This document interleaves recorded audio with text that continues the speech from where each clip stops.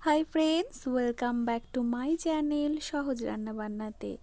তো আজ আমি আবারও একটি নতুন রেসিপি নিয়ে আপনাদের সামনে চলে এলাম। সেটি হলো ডিমের তেল ঝোল রেসিপি। এই রেসিপিটি কিন্তু অসাধারণ খেতে লাগে, আর যে কোনো মাংসের স্বাদকেই এটা হার মানিয়ে দেবে। রুটি, লুচি, গরম গরম ভাত কিংবা পোলাও কিংবা রাইস, সবার সঙ্গেই কিন্তু এটি দারুণ জমে যাবে। এই রান্নাটা আপনারা অবশ্যই বাড়িতে একবার ট্রাই করবেন। আমি আমার মতো করে এই রান্নাটা আপনাদের কাছে শেয়ার করব। তো চলুন রান্নাটা শুরু করা যাক। রান্নাটি দেখতে যতটা লোভনীয়, খেতে কিন্তু ঠিক ততটাই চমৎকার। তো চলুন বেশি কথা না বলে রান্নাটা শুরু করে দিই। এখানে আমি 5টা ডিম নিয়ে নিয়েছি। ডিমগুলো ভালো করে জল দিয়ে আগে পরিষ্কার করে নিয়েছি। এখন দেখুন, একটা বাটিতে আমি জল ঢেলে দিলাম। ডিমগুলো ডুবে থাকে এমন পর্যায়ে জল দিয়ে দিয়েছি। এবার একটা একটা করে ডিমগুলো সমস্ত এর মধ্যে দিয়ে দিলাম। ডিমগুলোকে ভালো করে আমি সেদ্ধ করে নেব।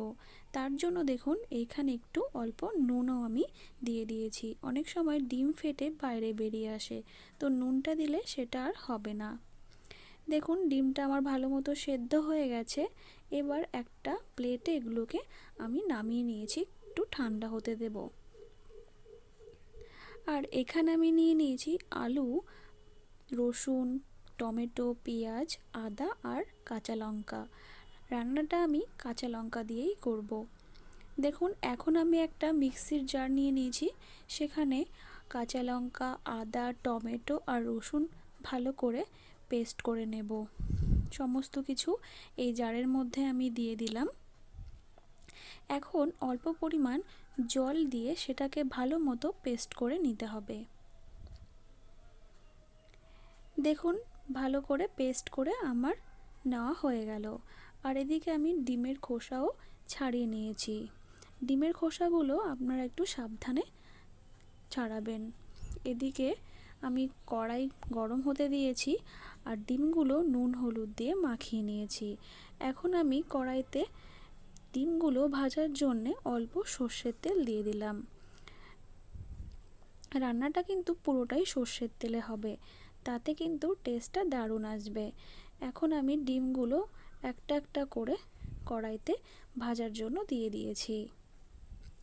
দেখুন, ডিমগুলো বেশ লাল লাল করে ভাজা হয়ে গেছে।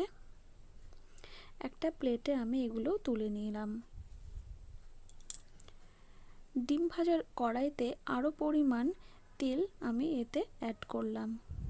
তেলটার পরিমাণ একটু বেশি হবে, যেহেতু এটা ডিমের তেল ঝোল রান্না, তো তেলের পরিমাণটা একটু বেশি দিতে হবে, তাতে করে স্বাদটা কিন্তু অসাধারণ আসবে। একে একে আমি আলুগুলো ভেজে নেব।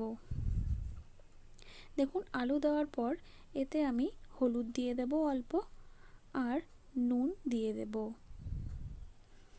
ভালো মতো করে আলুটাকে আমি নেড়ে চেড়ে বেশ লালচে লালচে করে ভেজে নেব। দেখুন, আলু ভাজা হয়ে গেছে। এখন ফোড়নের জন্য নিয়ে নিয়েছি একটা তেজপাতা, একটা শুকনো লঙ্কা আর জিরে আর এলাচ, লবঙ্গ আর দারচিনি। ভালো করে এটাকে আমি একটু ভেজে নেব। যখন একটা সুন্দর স্মেল বেরিয়ে যাবে, তখন এর মধ্যে আমি দুটো পেঁয়াজ কুচি দিয়ে দেব। ভালো করে পেঁয়াজগুলোকে একটু লালচে লালচে করে ভেজে নেব। দেখুন, পেঁয়াজগুলো লালচে লালচে করে ভাজা হয়ে গেছে।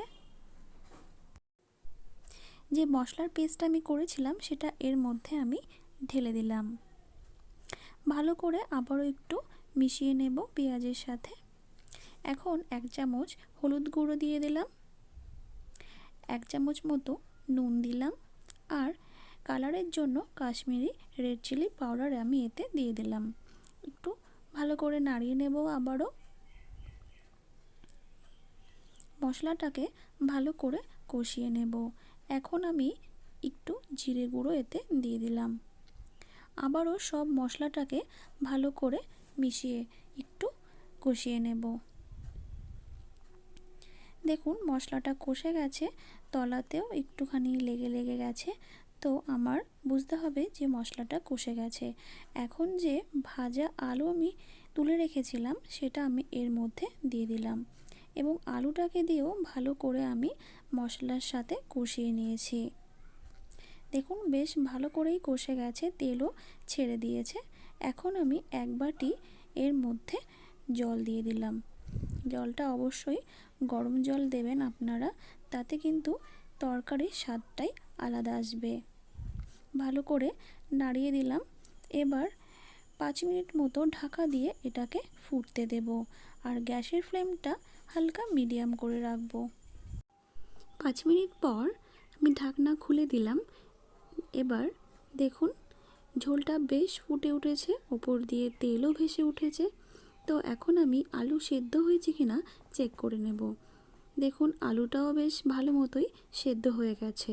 এখন যে ভাজা ডিমগুলো আমি রেখেছিলাম সেটা এর মধ্যে আমি ঢেলে দিলাম।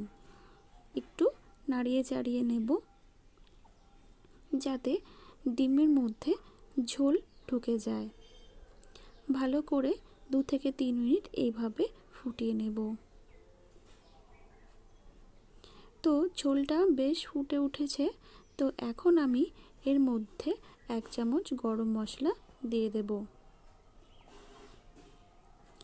ভালো করে এটাকেও আমি তরকারির মধ্যে মিশিয়ে দেব। তো রান্নাটা আমার অলমোস্ট কমপ্লিট। এইভাবে আপনারা বাড়িতে অবশ্যই কিন্তু রেসিপিটি ট্রাই করবেন। দেখুন গ্যাসটা আমি অফ করে দেব, আর এখন একটা ঢাকনা দিয়ে 5 মিনিট মতো স্ট্যান্ডিং ওভেনে রেখে দেব। তো ঢাকনা খুলে দিলাম, আর আমার তৈরি হয়ে গেল ডিমের তেল ঝোল রেসিপি।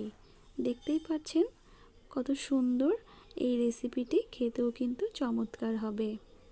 তো আপনারা কিন্তু অবশ্যই করে ট্রাই করবেন।